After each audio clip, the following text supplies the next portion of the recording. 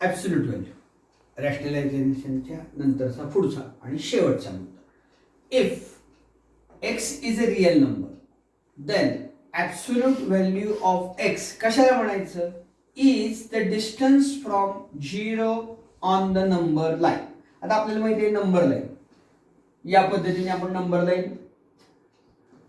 0 1 2 3 -1 -2 या पद्धतीने. आता इथे काय म्हणता येते? If X is a real number, समजा एक्स असेल, is a real number then absolute value of X, आता एक्स 2 रिप्रेझेंट करतोय, इज द डिस्टन्स फ्रॉम 0 1 आणि 2 2 युनिट झालं on the number line. On the number line म्हणजे काय? Absolute value of x म्हणजे काय आहे? 0 पासून तो एक्स बिंदू किती अंतरावर आहे हे सांगणं म्हणजेच त्याची ॲब्सोल्यूट व्हॅल्यू सांगणं. दिस इज रिटन ॲज 2 उभ्या रेषा आणि त्याच्यामध्ये X. This is written as absolute value of X and read as absolute value of X or modulus of X. 2 absolute किंवा मॉड्युलस असं याला म्हटलं जातं. 2 उभ्या रेषेच्या मध्ये एक्स लिहिणं म्हणजे त्याची ॲब्सोल्यूट व्हॅल्यू काढणं. ॲब्सोल्यूट व्हॅल्यू म्हणजे 0 पासून नंबर लाईनवर 0 पासून एक्स किती अंतरावर आहे हे सांगणं म्हणजे त्याची ॲब्सोल्यूट व्हॅल्यू काढणं. इफ आता एक्स इज ग्रेटर दॅन 0 म्हणजे एक्स पॉझिटिव्ह असेल तर absolute value of x is equal to X. Absolute value of x is equal to X म्हणजे एक्स जर 0पेक्षा मोठा असेल, पॉझिटिव्ह असेल तर एक्सच्या किमतीमध्ये कोणताही बदल होत नाही. ती value X as it is कायम राहते. If X is equal to 0, एक्सची किंमत जर 0 असेल तर absolute value of x is equal to 0. म्हणून मी इथे लिहिलेलं आहे absolute value of 0 is equal to 0. इथं एक्स म्हणजेच काय आहे? 0 आहे. 0ची ॲब्सोल्यूट व्हॅल्यू ही नेहमी 0 येते. सगळ्यात महत्त्वाची गोष्ट, एक्स इज लेस दॅन 0 म्हणजे एक्स निगेटिव्ह असेल, एक्स निगेटिव्ह असेल तर absolute value of x is equal to minus X. Absolute value of x is equal to minus X. हे 3 रूल म्हणता येईल आपल्याला.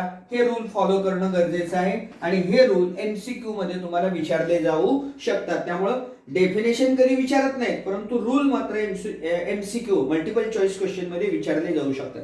काही उदाहरणं या ठिकाणी घेतलेली आहेत प्रॅक्टिस सेट 2.5 मध्ये. Find the value of absolute value of 15 - 2. 15 वजा 2 ची ॲब्सोल्यूट व्हॅल्यू आपल्याला काढायची. ही काढत असताना या ठिकाणी 15 मधून 2 गेले 13 राहिले. पॉझिटिव्ह नंबर आहे. या रूल नुसार जर ॲब्सोल्यूट व्हॅल्यू ऑफ 13 इथं आलं तर ती 13 येते आणि त्यामुळे या ठिकाणी 13 दिली. दुसऱ्या याच्यामध्ये 4 - 9 विच इज इक्वल टू -5. पण -9 मधून अधिक 4 गेले की उत्तर -5 आलं. आता -5 आलं म्हणजे X less than 0. Absolute value of x is equal to -5 म्हणून -5. आता इथं काय आलं? -5 आलं आणि -5 वजा आता ही किंमत -5 कुणाची? ॲब्सोल्यूट व्हॅल्यू आहे -5 ची. ही नेहमी वजा येते. बघा इथं काय केले मी? Absolute value of x is equal to -x. त्यामुळं हे पहिलं मायनस आहे, हे फॉर्म्युला मधलं आहे आणि कुणाची ॲब्सोल्यूट व्हॅल्यू काढायची? मला -5 ची काढायची. त्यामुळे -5 आत लिहिलं, वजा वजा अधिक झालं म्हणून या ठिकाणी +5 ही किंमत या ठिकाणी आलं. हे गणित परीक्षेच्या दृष्टीने आणि अभ्यासाच्या दृष्टीने महत्वाचं आहे. 4 - 9 बरोबर -5.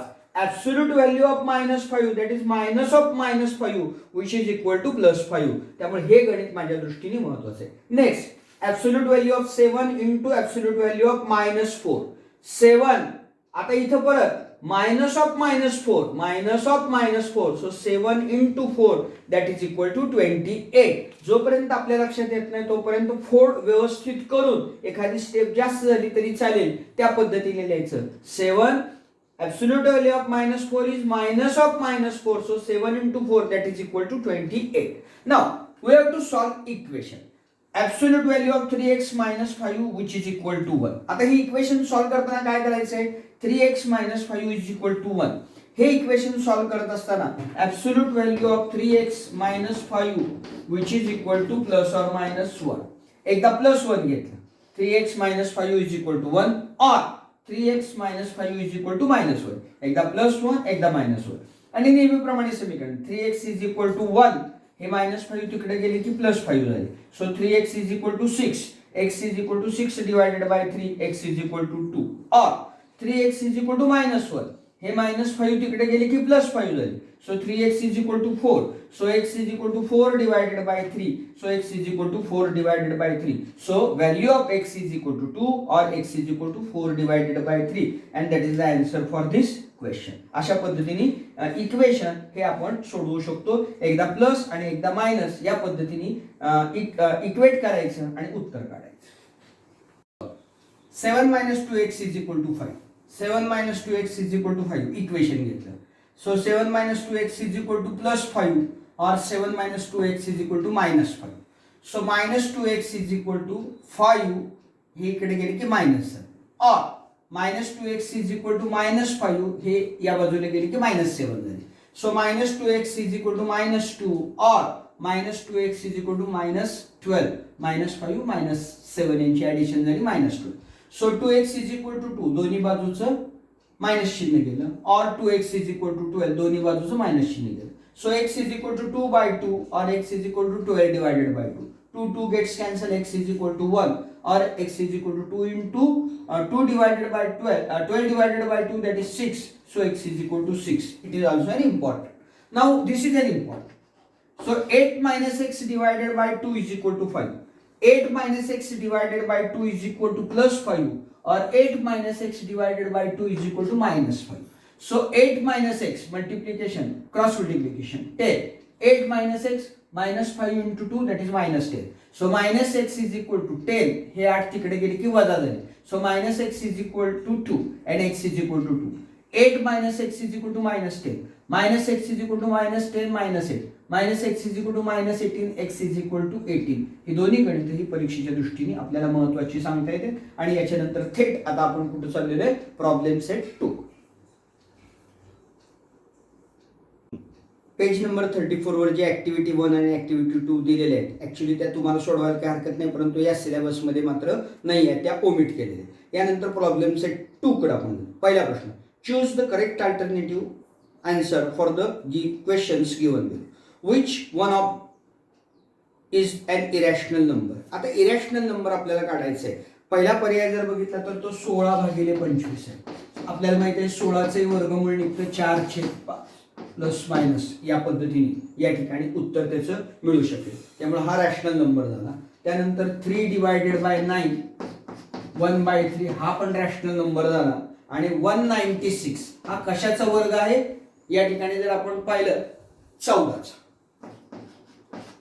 त्यामुळे हा पण रॅशनल नंबर आहे, म्हणजे एकमेव नंबर आहे की जो या ठिकाणी आपण इरॅशनल म्हणू शकतो, तो √5. त्यामुळे पर्याय क्रमांक बी हा यातला बरोबर. त्यानंतर which of the following is an irrational number? आता बघा या ठिकाणी पहिला नंबर, दुसरा नंबर, तिसरा नंबर आणि चौथा नंबर. आता पहिला नंबर 0.17 म्हणजे पूर्ण भाग गेलेला आहे. त्यानंतर बी हा या ठिकाणी जर आपण पाहिला 1.513 हा ग्रुप रिपीट होताना आपल्याला दिसतोय. आणि सी चा जर विचार केला तर 0.2746 रिपीट होताना दिसतंय आपल्याला. डी मध्ये मात्र जर आपण पाहिलं तर 0.10 100 1000 अप टू या पहिले जे 3 नंबर आहेत त्या नंबर मध्ये काहीतरी एक ठराविक रिपीटेशन आपल्याला दिसतं.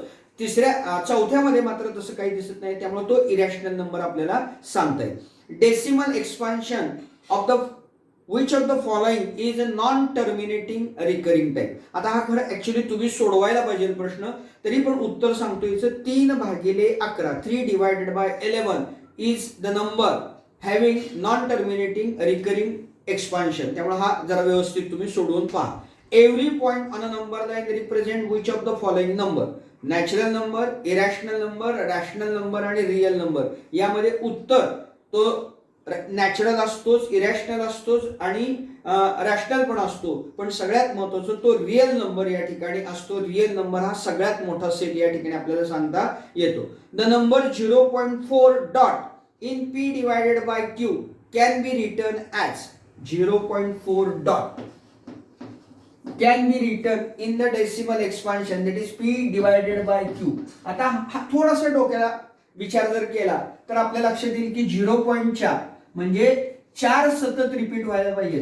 म्हणजे जर या ठिकाणी 4 ला जर आपण 9 ने भाग घातला म्हणजे काय होईल, पहिला भाग शून्याचा जाईल 40, 9 चोक 36, परत 4 परत 4, 9 चौक 36, परत 4, म्हणजे 4 कंटिन्युअसपणे येत राहणार आहेत.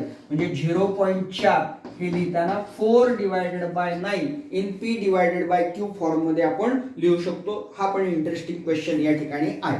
Then what is square root of N if N is not a perfect square. What is square root of N if N is not a perfect square. N हा परफेक्ट स्क्वेअर नाही आहे.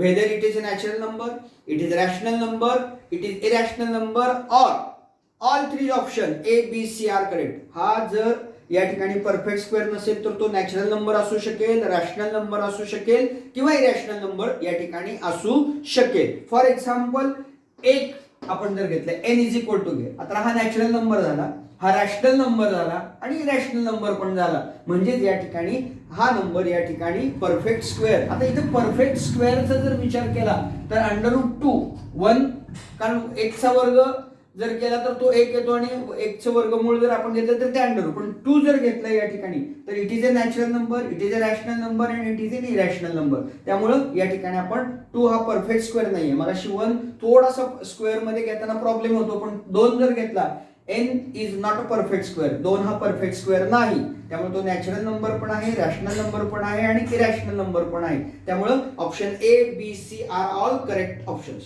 Then which of the following is not a surd. आता इथे जर पाहिलं तर √7 हा surd होऊ शकेल, कारण हा इरॅशनल नंबर आहे, हा पण इरॅशनल नंबर आहे आणि हा पण इरॅशनल नंबर आहे. आता राहिला 64. आता इथे जर पाहिलं तर 4 गुणिले 4 गुणिले 4 म्हणजे cube root of 4 into 4 into 4, 4 चौक 16 and 16 चौक 64. So cube root of 4 raised to 3 and which is equal to 4. It is a rational number, so it is not a surd. Then what is the order of the surd? हा प्रश्न परीक्षेच्या दृष्टीने आपल्याला महत्त्वाचा सांगता येतो. काय सांगितलंय या ठिकाणी? ऑर्डर काढायला सांगितले. कोणत्या सर्डची? 3 cube root of square root of 5. ज्या वेळेला ऑर्डर काढायची असते त्यावेळेला इथला असणारा ऑर्डर आणि इथं न दिलेली म्हणजे 2 यांचा गुणाकार करायचा आणि त्याची ऑर्डर या ठिकाणी 6. त्यामुळे ऑप्शन सी या ठिकाणी बरोबर आपल्याला म्हणते. Then which one is the conjugate pair of 2√5 plus 3. आता 2 उत्तर याची असू शकतील. एक 2√5 मायनस √3 असे एक उत्तर असू शकेल. त्याच्यानंतर अजून एक उत्तर या ठिकाणी काय असू शकेल आपल्याला सांगता येईल की -2√5 प्लस √3 हे पण उत्तर असू शकेल. आता आपलं उत्तर बरोबर आलं का नाही कसं चेक करायचं? याचा आणि याचा गुणाकार करायचा, तो रॅशनल नंबर आला पाहिजे. याचा आणि याचा गुणाकार करायचा, तो रॅशनल नंबर आला पाहिजे. आला की या ठिकाणी आपल्याला उत्तर बरोबर आहे. त्यामुळे हा थोडासा कन्फ्यूज प्रश्न आहे, परंतु या ठिकाणी आपल्याला उत्तर देताना हा पर्याय दिल्यामुळं या ठिकाणी आपण हा पर्यायाचा उत्तर बरोबर या ठिकाणी मानणार आहोत. त्यामुळे हा एक प्रश्न या ठिकाणी आपल्याला परीक्षेच्या दृष्टीने महत्त्वाचा सांगता येतो. आणि सर्वात शेवटचा प्रश्न, what is the value of absolute value of 12 minus 13 plus 7 into 4. हा प्रश्न माझ्या दृष्टीने महत्त्वाचा आहे. आता या ठिकाणी ऍब्सोल्यूट व्हॅल्यू काढत असताना आपला जो गणिताचा नियम आहे, पहिल्यांदा ब्रॅकेट सोडून घ्यायचे, त्याच्यानंतर गुणाकार तो स्कॉलरशिप मध्ये शिकलेला तो वापरायचा आहे. 12 मायनस 20 इंटू 4. त्याच्यानंतर या ठिकाणी 12 मायनस 20 चौक 80 मायनस 80 मधून वजा 80 मधून 12 गेले 6 आणि 8 आणि 6 68. आणि आपल्याला माहिती आहे minus square absolute value of 68 is nothing but 68. त्यामुळे 68 उत्तर हे या ठिकाणी आपल्या महत्वाचे आणि पर्याय क्रमांक बी हा याच्यासाठी आपल्याला येतो. त्यानंतर write the following numbers in P divided by Q form मी वर्गात घेतलेले आहे. Write the numbers in decimal form मी वर्गात घेतलेला आहे. राहिलेला प्रश्न म्हणजे चौथं एक गणित घेतोय, 5व्यातले एक गणित घेतोय, 6व्यातली 2 गणित घेतोय आणि 7व्यातली 2 गणित या ठिकाणी आपण पूर्ण करू. प्रकारचे गणित मी तुम्हाला वर्गामध्ये घेतो म्हणून सांगितलं होतं. Show that 5 plus √7 is an irrational number. कोणतंही गणित आलं तरी याच फॉर्मॅटमध्ये टाकायचं, काही फरक पडत नाही. इथल्या संख्या फक्त बदलून येणार आहे. सपोज वाक्य वगैरे काही बदलायचं नाही, फक्त हा नंबर बदलायचा. Suppose that 5 plus √7 is a rational number. आता इथं इरॅशनल लिहिले आणि आपण रॅशनल, ही इनडायरेक्ट प्रूफ एक नवीन प्रकार या ठिकाणी आपल्याला आहे. आपल्याला सांगितलं की तो इरॅशनल नंबर आहे, आपण मानतोय तो रॅशनल नंबर आहे असं. आता जर हा रॅशनल नंबर असेल तर 5 plus root 7 which is equal to P divided by Q, कारण रॅशनल नंबरची definition P divided by Q and Q is not equal to 0. P and Q are integers अशी आपण शिकलेलो आहे. त्यामुळे हा जर रॅशनल नंबर असेल तर तो या फॉर्मॅटमध्ये असणं गरजेचं आहे.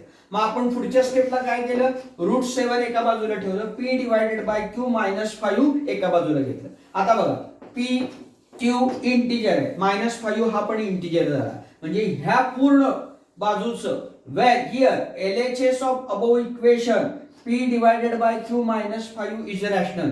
या पूर्ण टर्मचं काही म्हणजे p ने q ला भागलं आणि त्यातून -5 केलं तर रॅशनल नंबरच येणार आहे. आणि RHS of the above equation is root 7 which is irrational number. असं कधी असत नाही की एका बाजूला रॅशनल नंबर आणि एका बाजूला which is equal to irrational number, असं इम्पॉसिबल या ठिकाणी असतं, कारण मध्ये इक्वॅलिटी साइन आहे. अँड इथं त्यामुळे काय झालं, RHS रॅशनल झाला, LHS रॅशनल झाला आणि RHS इरॅशनल झाला. रॅशनल हा कधीही इरॅशनल नंबर बरोबर नसतो. दिस इज अ कॉन्ट्रडिक्शन, हे विरोधी मत झालं. आपण काय मानलंय की हा रॅशनल नंबर आहे, सो अवर ॲझम्पशन मानलेलं that 5 plus root 7 is rational number is wrong, म्हणजे हा काय नंबर झाला, इरॅशनल नंबर झाला. And so 5 plus root 7 is an irrational number. या पद्धतीने या 7 ते 8 ओळी कोणतेही गणित आलं या 7 ते 8 ओळी येणं गरजेचं आहे. याच्याशिवाय वेगळी कोणतीही ओळ याच्यामध्ये यायची गरज नाही. दिस इज द स्टँडर्ड फॉर्म. फक्त तुम्हाला या संख्या या ठिकाणी बदलाव्या लागतील. आणि LHS rational, RHS irrational. Rational हा कधी इरॅशनल नंबर बरोबर नसतो. So this is a contradiction to our hypothesis that 5 plus root 7 is a rational number and so our contradiction is wrong. So मग काय कॉन्ट्रडिक्शन, आपलं अझम्पशन काय पाहिजे होतं, 5 plus root 7 is a irrational number, आणि तेच या ठिकाणी आपण प्रूव्ह केलेले आहे. This is indirect method to give the proof of the given equation. तर हा एक महत्वाचा या ठिकाणी भाग परीक्षेच्या दृष्टीने आपल्याला सांग. बघ, right the following CERT In a simplest form. वेगळं गणित आहे म्हणून मी घेतलेले आहे. पहिलं गणित नंतर घेतले, दुसरं गणित पहिल्यांदा घेतलेलं आहे. -5 divided by 9 into 45. -5 divided by 9, 45 9 into 5 लिहिलं, वेगळे केले. Square root of 9 into square root of 5. त्यानंतर स्क्वेअर रूट ऑफ 9चं वर्गमूळ घेतलं, ते 3 आलं. So -5 divided by 9 into 3 into square root of 5. 3 एके 3, 3 त्रिक 9. -5 डिवायडेड बाय 3 इंटू रूट 5. त्याच पद्धतीने 3 डिवायडेड बाय 4, 8 या ठिकाणी 4 इंटू 2 या स्वरूपात लिहिलं. Square root of 4 into square root of 2. 3 divided by 4, square root of 4 that is 2, square root of 2 that is 2. 2 एके 2, 2 दोन्ही 4. So 3 divided by 2 into root 2. ही दोन्ही गणित ही परीक्षेच्या दृष्टीने महत्वाची. मध्ये 1 2 3 4 5 गणित आहेत. चौथा आणि पाचवं ओमिट केलेले आहे, त्यामुळे पहिलं आणि तिसरं मी या ठिकाणी घेतलेलं आहे. दुसरं तुम्ही सोडवा. 4 divided by 7 into square root of 147. 3 divided by 8 into square root of 192. -1 divided by 5 into square root of 75. आता हे लिहिताना या ठिकाणी 4 डिवायडेड बाय 7 49 गुणिले 3 147. 3 भागिले 8 64 गुणिले 3 192. 1-1/5 25 गुणिले 3 75. आता इथं 4 डिवायडेड बाय 7 49 बाहेर आले की 7 रूट 3. 3 डिवायडेड बाय 8 64 बाहेर आले की 8 रूट 3. 1 -1/5 इंटू 5 25 बाहेर आले की 5 इंटू रूट 3. या ठिकाणी रूट 3 कॉमन आहे. 7 ला 7 गेले, 8 ला 8 गेले, 5 ला 5 गेले. 4 root 3 root 3 minus root 3. Root 3 common घेतले. 4 अधिक 3 वजा 1 इंटू रूट 3.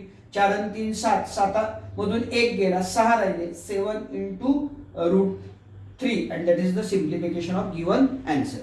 तिसरं, square root of 216 -5 into root 6 plus square root of 294 minus 3 divided by root 6 एवढ्या शेवटच्यासाठी आपण गणित घेतलेलं आहे, कारण तिथं रॅशनलायझेशन झाल्याशिवाय आपल्याला हे सोडवता येत नाही. त्यामुळं 36 गुणिले 6 मायनस 5 इंटू रूट 6 49 गुणिले 6 3 divided by root 6 into root 6 divided by root 6. So 6 root 6 minus 5 root 6 plus 7 root 6 3 into root 6 into root 6 6 3 एके 3 3 दुनी 6 रूट 6 आणि रूट 6 कॉमन आहे. So 6 minus 5 plus 7 minus 1/2 square root of 6 कंसाच्या बाहेर square root of 6. 6 तून 5 1 राहिला 7 आणि 1 8 8 minus 1/2 into root 6 8 दुनी 16 वजा 1 भागिले 2 इंटू रूट 6 16 मधून 1 गेले 15 divided by 15 divided by 2 into root 6 and that is the simplification of your answer. Last question या ठिकाणी आपल्याला जो सांगता येतो तो प्रश्न या ठिकाणी मी सांगतोय. Rationalise the denominator. अतिशय सोपं, यातली बरीच गणितं मी घेतलेली आहेत, त्यातलं चौथं आणि पाचवं गणित नाही आहे. 1 डिवायडेड बाय रूट 3 एक गणित जर त्यातलं घ्यायचंच म्हटलं अगदी तर हे गणित मी घेतोय. Rationalise the denominator 1 divided by root 3 minus root 2 1 divided by root 3 minus root 2 into root 3 plus root 2 divided by root 3 plus root 2 that is equal to root 3 plus root 2 divided by root 3 square minus root 2 square which is equal to root 3 plus root 2 divided by 3 minus 2.